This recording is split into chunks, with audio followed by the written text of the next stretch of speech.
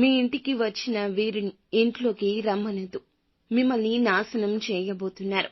ఈ 3 పేర్లు కలిగిన వ్యక్తులే. ఒకసారి గమనించి గుర్తించండి. ఈ రోజున మే మాసంలో 22వ తేదీన కుంభరాశి వారు మీ ఇంటికి వచ్చిన వారిని అస్సలు రమ్మనొద్దు. రమ్మన్నారు అంటే ఇక జరిగేదానిని ఎవ్వరూ ఆపలేరు.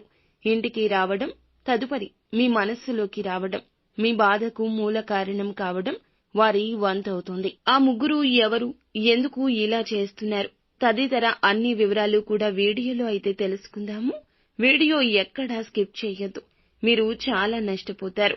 వీడియోని ఒక చిన్న లైక్ చేయండి.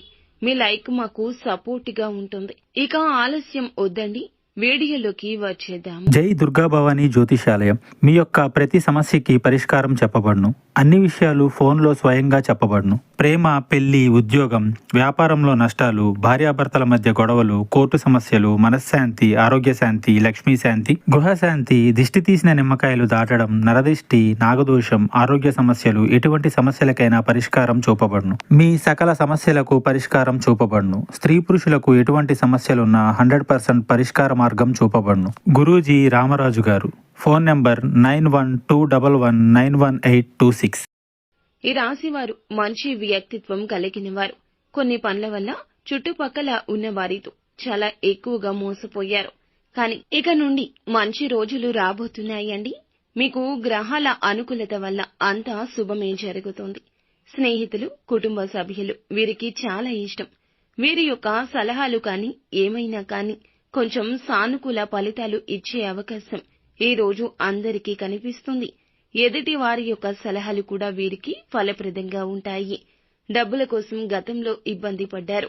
ఎన్నో కష్టాలు చూశారు. ఎన్నో నష్టాలు ఎదుర్కొన్నారు.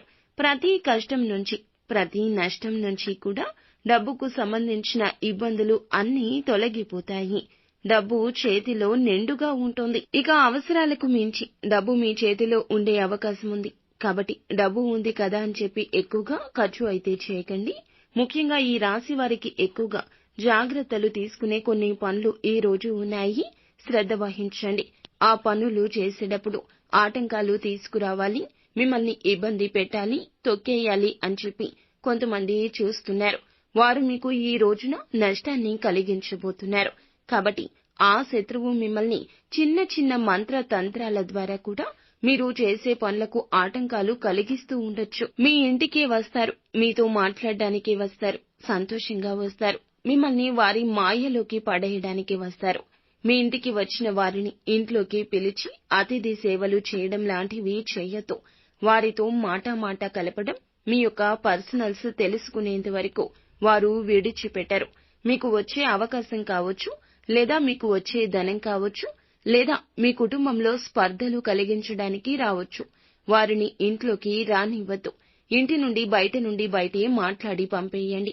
లేదా మేమే మీ ఇంటికి వస్తాము అంటూ తోసిపుచ్చండి, వాయిదా వేయండి. వారితో మీ మనసు విప్పకండి. మీరు ఈ రోజు ఎక్కడికి వెళ్ళినా కాస్త జాగ్రత్త. వారి యొక్క మెయిన్ టార్గెట్ ఏమిటంటే మీరు ఎదుగుతున్నారని, మిమ్మల్ని ఎలాగైనా డౌన్ కి తీసుకురావాలని, నష్టాలు కలిగించాలని, మీకు కష్టాలు కలిగించాలి అని చెప్పి వాళ్ళ మెయిన్ టార్గెట్ అన్నమాట. మీ యొక్క ఆ శత్రువు మీ మనసుకు తెలుస్తూనే ఉంటారు. వీళ్లతో మాట్లాడితే ఎందుకురా బాబు ఇలా ఇబ్బంది పెడతారు, మనల్ని ఏదో ఒక సూటిపోటి మాటతో మనకి కుటుంబ సభ్యులకు దూరం పెంచొచ్చు, లేదా వస్తున్న అవకాశాన్ని కాలదన్నేలాగా మనతోనే చేయించొచ్చు. వీరితో నాకెందుకురా బాబు అని మన మనసుకి అనిపిస్తుంది. కానీ వారి మాయలు పడ్డానికి కొన్ని నిమిషాల వ్యవధి కూడా చాలు. కావున జాగ్రత్త వహించండి. వీరు ఎదుగుదల చూడలేరు, మీ నాశనాన్ని కోరుకుంటారు. అది మీకు అర్థమవుతుంది. నేను సర్వనాశనం అయిపోతే వీళ్లు సంతోషంగా ఉంటారని. అటువంటి వ్యక్తులు ఎవరో కూడా మీకు తెలిసే అవకాశం ఉంటుంది. కాస్త ఆ వ్యక్తుల దగ్గర జాగ్రత్తగా ఉంటే చాలు. మీ యొక్క శత్రువు పేరు 3 అక్షరాలతో మొదలు అవుతుంది అని చెప్పాం కదండి. RSV. ఈ 3 లెటర్స్ తో వాళ్ల యొక్క పేరు మొదలు అవుతోంది. ఆ వ్యక్తి ఎవరో ఇప్పటికే అర్థమైపోయి ఉంటుంది. మీ మనసులో పెట్టుకోండి. మీరు ఎలా చెయ్యబోతున్నారు అనేది డైరెక్ట్ గా అడగొద్దు. ఆ వ్యక్తుల దగ్గర జాగ్రత్తగా ఉంటే చాలు. చేసే పనులు ముందుగానే వారితో డిస్కస్ చెయ్యొద్దు. అసలు ఇంటి వద్దకే రానివ్వద్దు. ఫోన్ చేసినా మాట్లాడవద్దు, వాయిదా వేయండి. వారికి ఎంత దూరంగా ఉంటే అంత మంచిది. మంచి మనసు మనకి మంచి చేస్తుంది, కీడు మనసు ఎప్పటికీ మంచి చెయ్యదు. వీరు నా జీవితంలో మంచివారే అని అనుకోవడానికి అస్సలు ఉండదండి. మంచి మంచే, చెడు ఎప్పటికైనా చెడునే తలపెడుతుంది.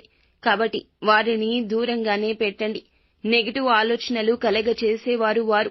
అనవసరమైన ఖర్చులను, వస్తువులను కొనడం లాంటివి అలవాట్లు చేసేవారు.